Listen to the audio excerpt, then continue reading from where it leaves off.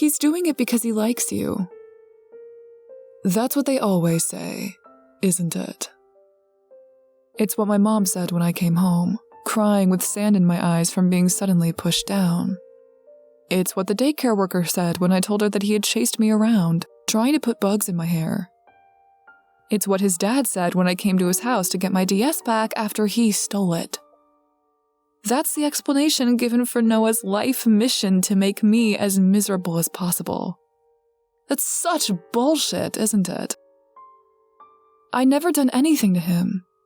In fact, I wanted to be his friend when he moved to the neighborhood. For some reason, he didn't like me at all. But weirdly enough, he sought me out. It wasn't just a girls have cooties kid thing either. He kept it up. Through middle school and high school, he was a constant, headache-inducing presence in my life. By senior year, Noah was the most popular guy in the whole school. It made sense in theory. His family was rich, he was on the varsity track team, and apparently he threw the best parties. No one seemed to mind him terrorizing me every day. Maybe it was because they knew they'd be next if they did mind. Not even the teachers did anything, their reason being that he and his friend had never actually hurt me. I wasn't beat up every day, but they made me run their errands, and forced me to go along as their designated driver when they went out into the woods to drink expensive booze stolen from Noah's parents. I guess the staff treating it like it was no big deal made me think it'd just be best to ride it out. No, he'd never hit me, but it felt like he'd scrapped out everything inside me, leaving only an empty shell. Noah had been breaking me down since we were kids. I didn't have friends because of that. No one wanted to risk being servant number 2. I had people that I talked to in school, but my calendar was blank on weekends and vacations. I focused on studying, having set my sights on a college in another state. I'd even gotten my acceptance letter. It was my ticket away from Noah and his friends. There was 3 days left until prom. 3 days until I would finally be free. The town library was one of the only places where I could have peace. "Hey, Anne, come to return everything?" Oliver asked as I approached the counter, carrying a stack of books. He worked at the library. He was my age, but went to a school in the next town over. We got along well. We'd talk about books and school. It was fun, and he made the library feel safe. I'll admit, I liked him a little bit. "Yeah, well, I'll be off to college soon. I'd rather not rake up a library debt," I said, placing the books down. "Me too. College, I mean. It'll be weird not seeing each other. I'll miss you. A lot." I felt my face heat up, and not because of the broken air conditioner. "I'll miss you too. A 2-person book club wouldn't be the same without you," I spoke. I wanted to slap myself for saying something so dumb. Oliver finally looked at me, fidgeting with his necklace. "I know there's no music, flowers, or signs, but I was wondering if you wanted to go to prom with me," he said quietly. My heart pounded in my ears like it was about to burst out of my chest and cartoonishly dance on the counter. I wanted to. I wasn't even planning on going to prom. My brain was working overtime. I didn't even have a dress. But my excitement quickly dulled as the reason why I didn't want to go bore his signature smile in my mind. Noah would probably drag me to countless sketchy parties, and if Oliver was with me, who knows what would happen to him. Noah never hurt me, but it wasn't a coincidence that the guy who also wanted to be track captain broke his leg. I just knew it wasn't. Suddenly, Oliver spoke up. I guess I'd probably been quiet for a while. "We'd go to your prom, of course. I wouldn't want you to." I perked up. That was perfect. "Wait, no, I'd love to go. Can we go to your school's prom?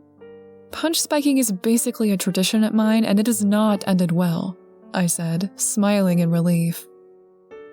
Oliver smiled brightly back. I almost felt the need to put my sunglasses on. Sure, I can't wait. What color's your dress? He asked, rubbing the back of his neck. I looked down at my blue t-shirt. It's, blue? I answered, making a mental note to look for a blue dress. Cool, I'll get a matching tie. Here's my number, by the way, he said, scribbling it down on a sticky note. I took the paper, placing it safely in my pocket. Oliver's shift was over shortly, so we said our goodbyes as he left the library. And then I heard footsteps behind me. Someone had been behind a bookshelf this whole time. Blue? That's not your color. I think green suits you better. Do you really want to miss your prom for that nerd school? A familiar, headache-inducing voice spoke. I turned around to see none other than Noah, leaned against the bookshelf. He usually avoided the library like the plague. Normally, I wouldn't say anything. I would just leave as soon as I could, not wanting to breathe the same air as him for a second more. But the happiness bubbling inside me was overriding everything else. I'd have the best night of my life in just 3 days, and after that, I'd be miles away from Noah.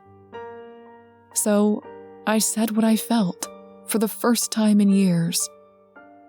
There is nothing you can say to ruin this. In 72 hours, you won't mean a thing to me. I hope you enjoyed it while it lasted, 'cause we are done here, I spat, walking hastily out of the library. I expected him to follow me, to yell an insult back, but he was completely silent. I didn't realize it at the time, but that was the worst way he could have reacted.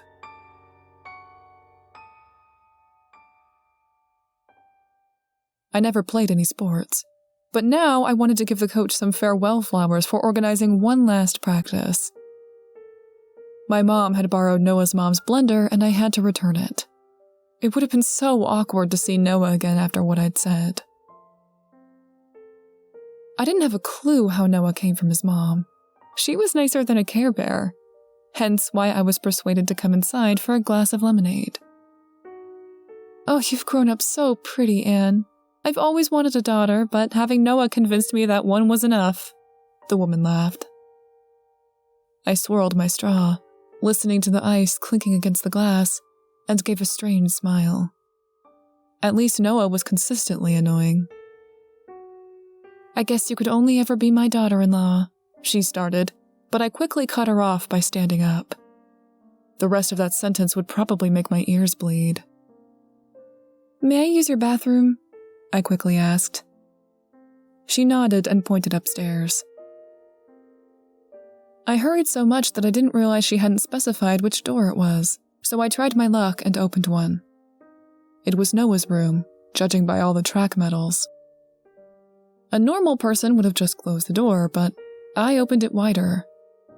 The guy had made my school life a lonely hell. I felt like I deserved to have a peek at his room. It was surprisingly clean and organized, like a room you'd see in a furniture ad. I was almost disappointed by the normalcy, but I found one thing that stood out. It was the yearbook, but there were a few colorful page markers sticking out of it. I picked up the book and flipped to the marked spots, expecting it to be some of his friends, but what I found made my stomach twist. The marked pages all had me on them. There was my senior photo and club photo, but he had even marked pictures with me in the background of them. I went home after that, saying something about my mom having called. Oliver had ditched me. He had gone on a college tour that was supposed to only last a day, and he hadn't come home. I checked my phone, hoping that he would text me soon that he was on his way. He had stopped responding that morning, but I was hoping for a miracle. The blue dress I loved so much when I bought it felt scratchy and suffocating. I was sitting alone in my room on prom night, just like I had planned originally.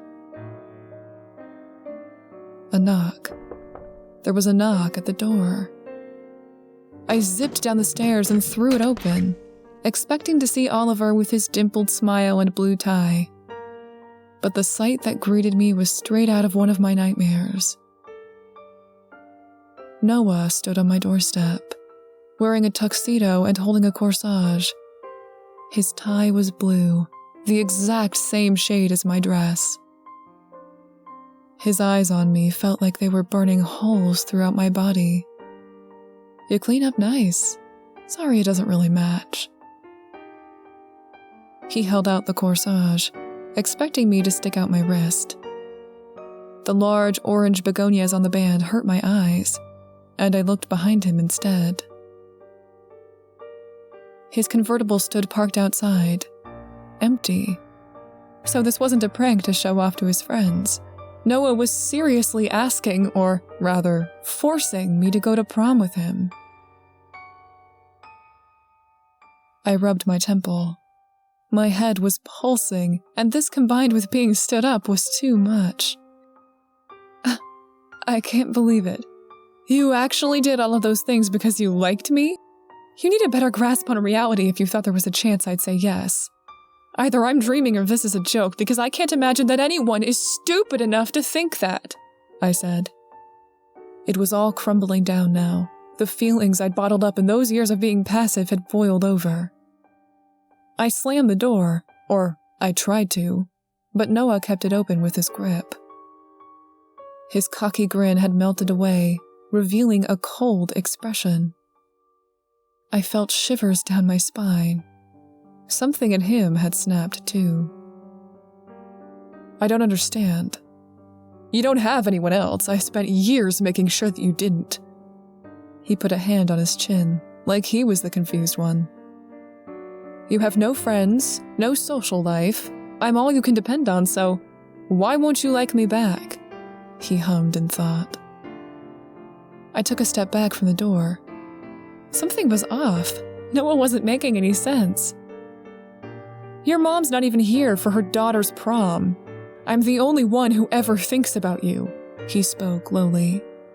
It felt like an earthquake when he took a step into the house. "Oliver did," I said, trying to prove him wrong by naming the guy who ditched me. And unfortunately, I did just that. Noah laughed, and it was cold and joyless. "The library boy? You mean the one who's probably banging a college girl right now?" He kept laughing, but now he sounded amused. He took a step forward, and I walked backwards, looking around for something, anything I could defend myself with. "How the hell do you know he's at college?" I asked. None of this made any sense. He couldn't have known. Noah gave an exaggerated sigh and reached into the pocket of his tux. He pulled out a familiar item. Oliver's necklace. He threw it on the floor in front of me like an offering. Well, I guess if we're being honest, I was at the same tour. We all went swimming, and I bet it'd be pretty hard to think about someone if you're at the bottom of a lake. He walked towards me. Noah was annoying, but I thought there was no way he'd ever kill someone. But as he stepped over the necklace, I could see the look in his eyes clearly. There was no teasing edge. He wasn't going to suddenly reveal that he was messing with me and drive off. Just because he liked me, he killed someone. I felt around on the table next to me and picked up something cold. My body moved on its own. My brain was drowning in my headache. Noah yelled out when what I was holding lodged into his thigh, and I used this to run past him and out to his car. Thankfully, the keys were still in the ignition. Noah barged out of my house, a letter opener sticking out of his leg. His dress pants were damp with blood. I hopped in, turned the key, and floored the gas pedal. I'm not sure how far he chased me, but not even a track captain can run far after being stabbed. I don't know where to go from here. He left his wallet in his car, and there's enough cash to last me a few nights in a motel. I'm gonna run out soon, though, and no doubt he's already reported the car stolen. I'm disgusted at everyone's indifference or even excitement at how Noah treated me. He didn't like me. That's not why he did it. What he feels can't be described as some teenage rosy crush. He's obsessed. Well, I doubt he still thinks fondly of me. I did stab him after all. But he deserved it. And I'm not just going to be fine with this anymore. He's going to find me. And he's going to be alone. And that will be his biggest mistake. I'm not stooping to his level. I'm bringing him back down there. And I'm doing it because I hate him.